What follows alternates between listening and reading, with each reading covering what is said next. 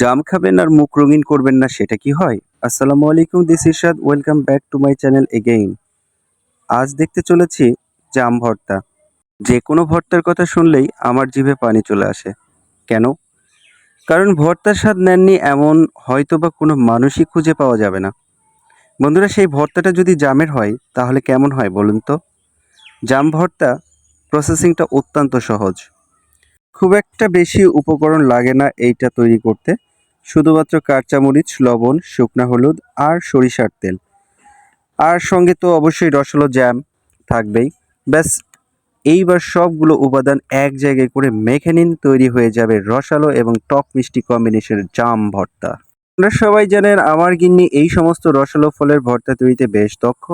তার হাতের ভর্তার স্বাদ কোটি টাকার বিনিময়েও পাওয়া যাবে না। আর এই বিষয়টা আমি মন প্রাণ থেকে বিশ্বাস করি। জাম ভর্তার জন্য উপযুক্ত জাম নির্বাচন করাটাও কিন্তু ভর্তার একটি অন্যতম অংশ। জামগুলো যদি আপনার পারফেক্ট পাকা যদি না হয় তাহলে কিন্তু ভর্তার সঠিক টেক্সচারটা আপনারা পাবেন না। তাই জাম ভর্তা করার সময় জামগুলোকে সঠিক মাত্রায় এবং সঠিক পরিমাণে পরিপক্ক জামই আপনাদের নির্বাচন করে নিতে হবে। তাহলেই আপনাদের ভর্তাটা অসাধারণ লাগবে।